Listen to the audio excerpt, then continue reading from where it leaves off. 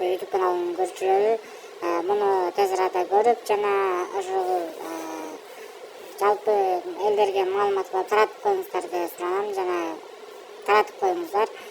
Бул ар бирине керек. Канчалаган кыргыз жырандары ушундай акчага муктаждар, ушуларга ишенип канчалаган акчаларын коротууда.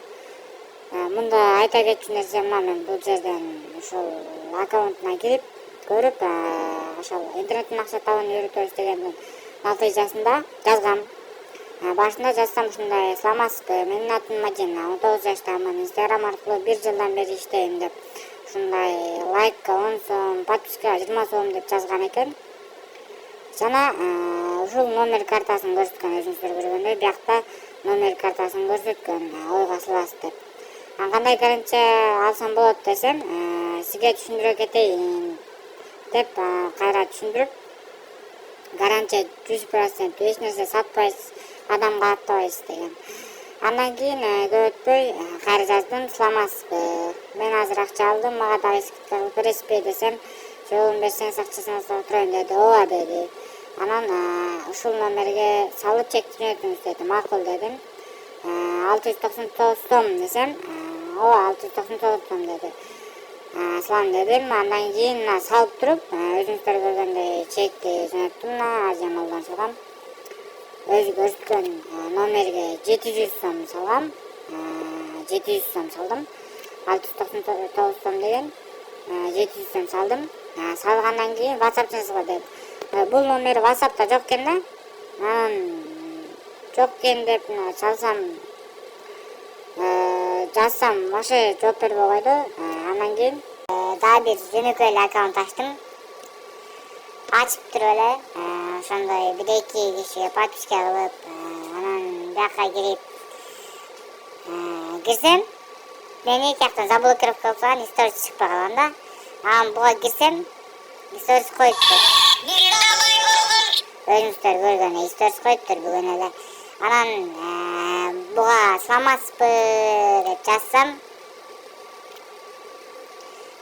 сразу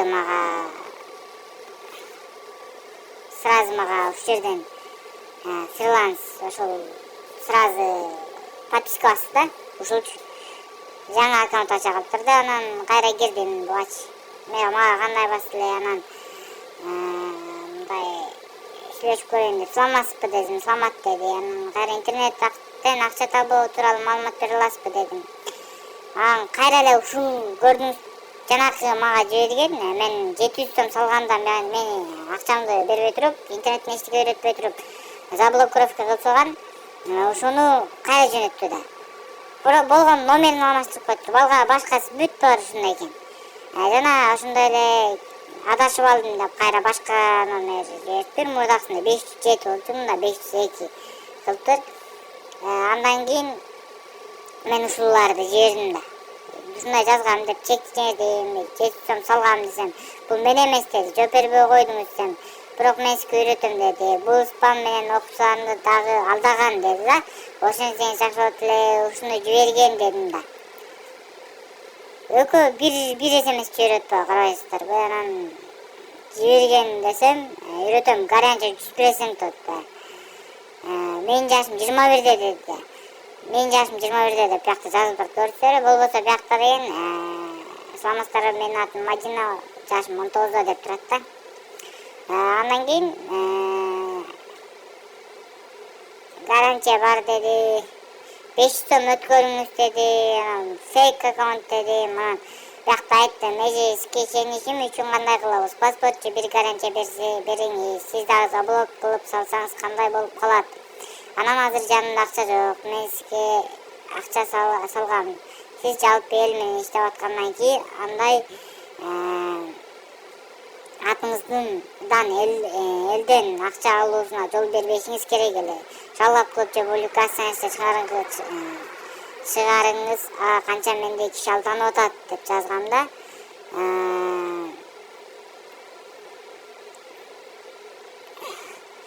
Андан кийин айттым, эже азыр мындай кылалы, сиз мага интернеттен акча табуунун жолунун жарымын үйрөтүңүз. Эгер курсуңуз чын болсо, анын жарымын өзүңүз айткандай 500 сом төлөп туруп үйрөтөсүз дедим. кечиресиз, жарымынан кийин 500 мен төлөйм дедим. Жана менде YouTube каналы бар, жана Instagramга дагы өзүнчө каналым бар. Ошого сиздин атыңыз менен чыгып аткан фейк аккаунтту таратабыз дедим. Бул фейк эмес, чын. Мен үйрөтөм, гарантия бар. Мен сизди кыйнабайм, өзүңүз билесиз. Үйрөнгүңүз келсе аракет кылың деп коюп, жакта да кылың деп жазгам да. Андан кийин эле десем ошол бунун аты менен фейк аккаунт чыкса чыга берсин да, короче, алдана берсин. Иши анда 21 000 подписчик бар экен да. 21 000 кишинин жок десе, 21 000 кишинин 500 алданса эле, ал 500 деле акчага муктаждар жазат да. Ушундай акчасын көбөйтүп алайын деген ойдочу. Айттым, биринчи үйрөт, анан салып берейин, 100% гарантия десем ишенесизби дедим өзүнчү. Бул ошентип атпайбы, биринчи саласың анан үйрөтөм деп. Сагана забылык кылса да кандай тапмаган эле кишилерчи.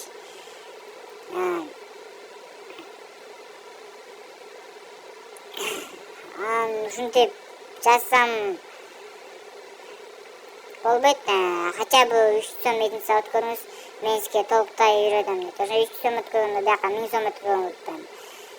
Анан кичине үйрөт дедим, мен тиги фейк аккаунтту ушинтип таратайын. Канча элдер алданып атат десем, өзү болбой койду да. Демек ушул эле да. Анын үстүнө мен деген ушул бул аккаунтка жазганда, жаздым бул жерденчи. Бул аккаунтка азыр деген 3:50 болду, түнкү саатта азыр деген. Жана күндүз түштө 22 июнда жазгамда, негизи 21 июнда салгам. Бугачы чекти өзүңүздөр көрдүңүздөр, кайра пауза кылып токтотуп көрүп алсаңыздар болот. Жана бул жерге кайра деген кийинде бирде жазып турмун. Буга деген мен сиздерге эмне айтайын дегеним, бул ушундай могу жерде да стористерин карасаңыздар, бул стористерди чыгарып атат азырчы. Ушундай стористерди чыгарып атат да. Мында акчаларчы бул элдердин баарын алдаганы да. Новинка деп жазып коюптур, значит, бул деген көчө эле ачты да, карасаңыздар жаңы бул аккаунттан тигил аккаунткачы, бул аккаунттан тигил аккаунт. Бул аккаунтка жазарым менен, ушул жаңы ачкан аккаунт менен сразу эле мага бул жазды да. Бунун айтарым эми кандай чыгаша чыкса анан экеселеп киреше берет деген сөз бар. Ошону менен негизинде эле кандай бирөөнү алдаса ошондой эле буга дагы ошондой чыгаша чыгат кайрачы. Бирок башка дагы ушул кыргыз элдерибиз, жарандарыбыз алданбаш үчүн ушул видеону таратып, башка сториңиздерге чыгарып, бир аз болсо дагы жардам беришип коюңуздарыңызды суранам. Бул негизи мага деле керек эмес.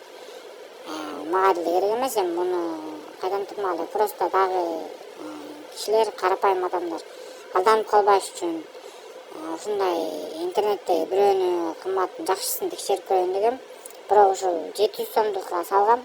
700 сомду чын эмес болуп калды. Билбейм, башка эле эсенмин, таргеттерди үйрөткөн чын болушу мүмкүн. Бирок мына мындайларды карап жакшы эметпесеңиздер, текшертип сурасаңыздар, мен дагы текшергенге аракет кылам. Ошондуктан ушуларды текшертип, жана элдерге таратып коюңуз, көбү билсин, билип көрсүн. Дагы бир канча кишилер бар, анын подписчиги бар экен.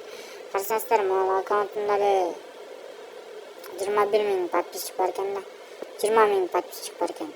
Ушу 20 000 киши алданса эле кандай болуп кетет? Карасаңыздар, мага блогерлердин эмелерин киргизиптир. Канчалаган элден, могулардын баарын элден акча алып атат да. Могулардын баарын элечи. Ушул канча киши алданып атат. Ошону таратып коюңуздар.